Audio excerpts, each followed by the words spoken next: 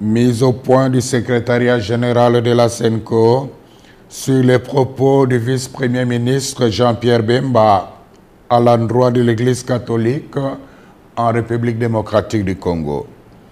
Le secrétariat général de la SENCO a suivi avec stupéfaction les propos ahurissants, discourtois et menaçants d'un ton martial du vice-premier ministre Jean-Pierre Bemba à l'endroit de l'Église catholique dans son interview à la radio Top Congo ce mardi 4 décembre 2024.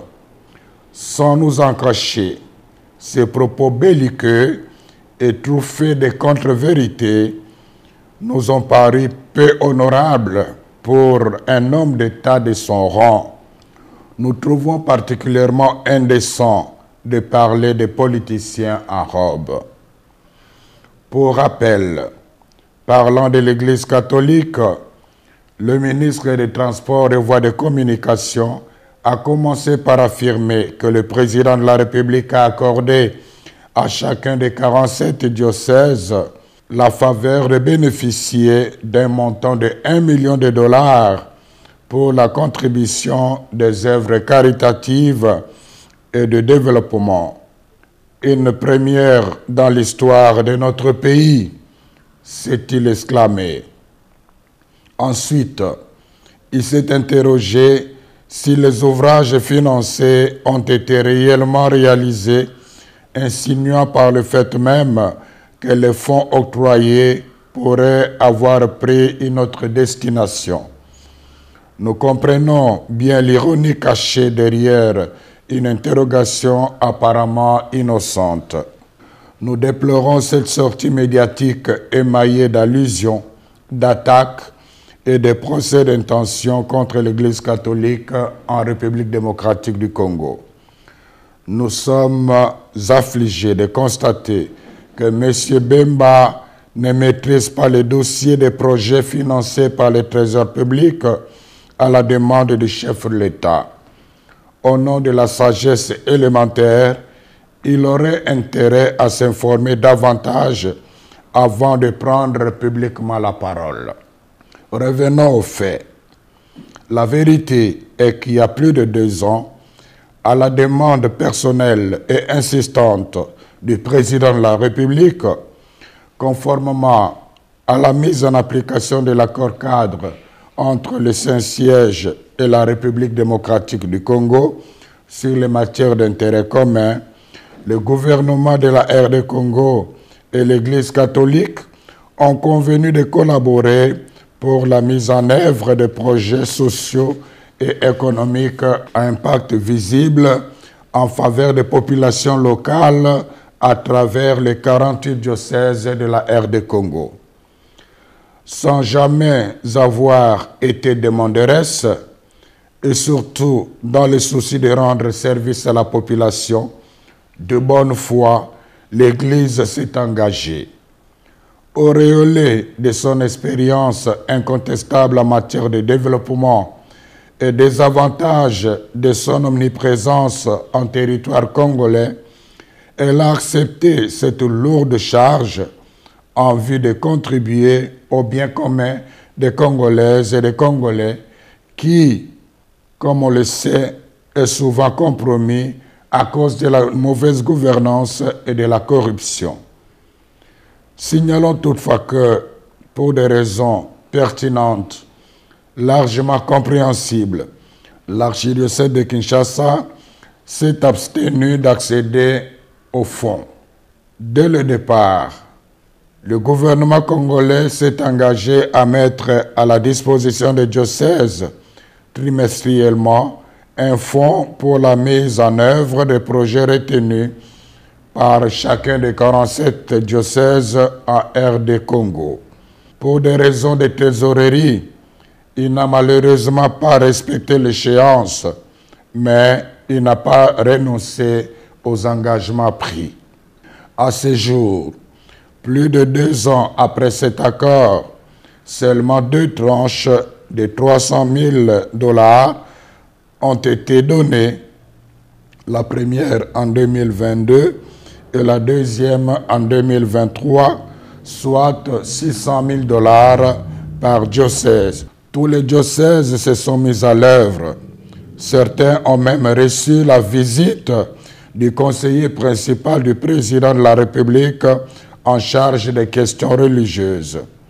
De toute manière, un rapport en bonne et due forme des œuvres réalisées avec des images à l'appui a été remis à main propre au chef de l'État. Celui-ci n'a pas caché sa pleine satisfaction. Une copie de ces réalisations a été donnée aussi à Madame la Première ministre. Par souci de loyauté et de transparence, en collaboration avec la presse de la présidence de la République, le secrétariat général de la SENCO a réalisé une émission sur le travail accompli. Toutefois, comme le rythme du financement n'a pas été respecté dans tous les diocèses, certains chantiers très avancés sont restés inachevés.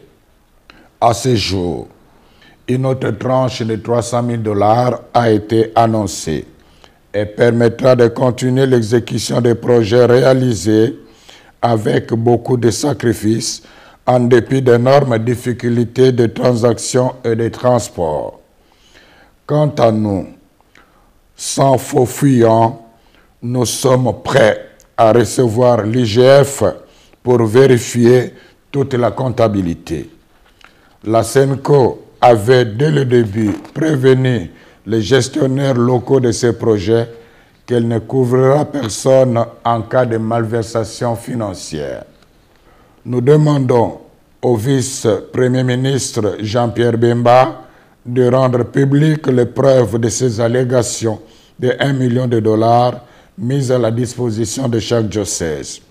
En même temps, nous continuons d'attendre patiemment celle de la prétendue collaboration qu'il avait insinuée, sans foi aux yeux, de notre mission d'observation électorale avec les Russes pour pirater les serveurs de la CENI. Qui dans ces pays ne sait pas que l'Église catholique, sans l'aide de l'État congolais, dépense chaque année des fonds immenses pour réaliser les œuvres d'utilité publique comme les écoles, les hôpitaux, les routes, les ponts, les hommes de vieillards, les orphelinats, etc. Par ailleurs, nous avons apprécié que le vice-premier ministre, ministre des Transports et Voies de Communication, rappelle la mission des hommes de Dieu de rassembler tous les fils et filles de la RDC, de parler de la paix et de l'unité. La question fondamentale est celle de savoir comment lui et ses alliés ont-ils accueilli les multiples appels de la SENCO ces dernières années au respect des principes démocratiques et des droits de l'homme, à la transparence du processus électoral et à l'organisation des concertations des représentants des forces politiques et de la société civile afin de renforcer la cohésion nationale et d'affronter ensemble les défis sécuritaires. N'est-ce pas au nom de la même paix que la SENCO demande de ne réviser ni changer maladroitement et imprudemment la Constitution? C'est toujours au nom de la paix que la même Église catholique avait demandé au VPM Jean-Pierre Bemba de ne pas s'engager dans un conflit armé post-électoral. Conflit qui a fait plus de 200 morts, dont les enfants en uniforme en 2007 en pleine ville de Kinshasa. Où trouve-t-on la haine dans les messages de l'Église catholique? Nous réclamons les preuves tangibles. Aussi, faut-il rappeler qu'aimer quelqu'un ne signifie pas applaudir même ses erreurs. À cet égard, nous souhaitons ardemment que le vice-premier ministre Jean-Pierre Bemba se souvienne que l'Église qu'il vilipende avec dédain depuis un certain temps est la même dont il avait bénéficié de 2 précieuses visites pendant qu'il était en prison à La Haye. La vérité de l'histoire renseigne la sagesse, résiste à la frivolité du temps. La SENCO remercie les gouvernants, particulièrement le président de la République, d'avoir fait confiance à l'Église catholique en demandant au gouvernement de lui octroyer les moyens financiers lui permettant de réaliser les œuvres sociales à impact visible jusque dans le coin le plus reculé du pays. Quiconque croit que cet argent a été donné à l'Église pour acheter son silence et étouffer sa mission prophétique se trompe éperdument.